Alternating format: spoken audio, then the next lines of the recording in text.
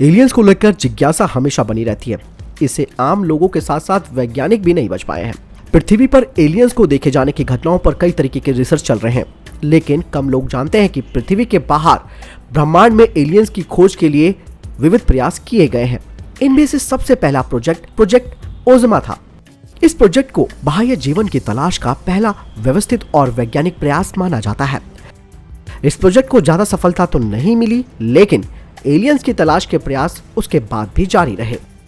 America के Cornell university के खगोलविदों ने 6 दशक पहले फ्रैंक ड्रैक ने एलियन के अध्ययन के लिए एक अध्ययन की शुरुआत की, जिसके तहत ब्रह्मांड में एलियंस की तलाश की जा सके।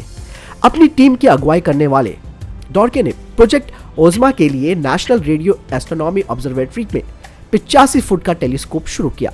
यह पृथ्वी के बाहर बुद्धिमान जीवन की तलाश करने का पहला प्रयास था।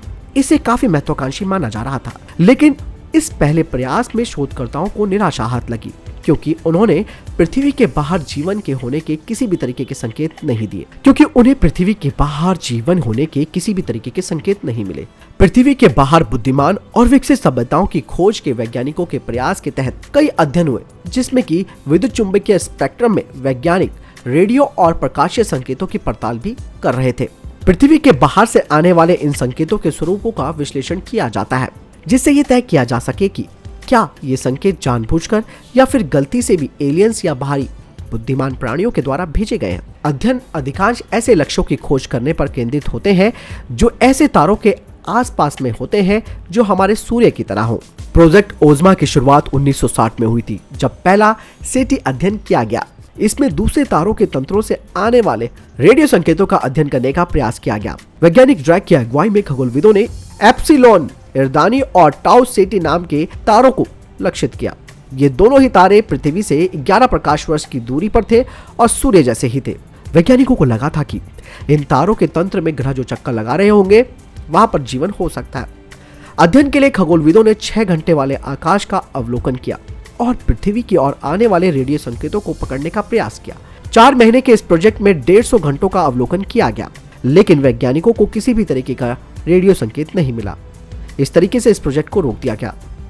इसके बाद नासा ने गोल्डन रिकॉर्ड नाम की एक 12 इंच की डिस्क को अपने दोनों वाइजर यानों में लगाकर 1977 में प्रक्षेपित किया, जिन्हें पृथ्वी पर कभी वापस नहीं आना था। और इसमें कॉपर और सोने की डिस्क को एल्युमिनियम के केस के अंदर रखा गया। इन डिस्क में पृथ्वी की कई आवाजें थी, जिनमें समुद्र की लहरें, बारिश के पानी, नवजात शिशु के रोने की आवाज, बहुत सारे गाने, 100 तस्वीरें और बहुत कुछ। इसके बाद में अंतरिक्ष अन्वेषण का स्वरूप खूब बदल गया है, लेकिन इसके पीछे का भाव हमेशा ये कायम रहा कि पृथ्वी के बाहर जीवन को तलाशना। इस तलाश में एलियंस के नाम की जगह बाह्य ग्रहों ने ले ली, क्योंकि ये पृथ्वी के बाहर जीवन की तलाश में अहम प्रयास था। बाह्य ग्रह यानी कि एक्सोप्लैनेट ऐसे ग्रह होते हैं जिनमें जीवन के पनपने के लिए अनुकूल परिस्थितियां होती हैं या फिर बनने की संभावना होती है।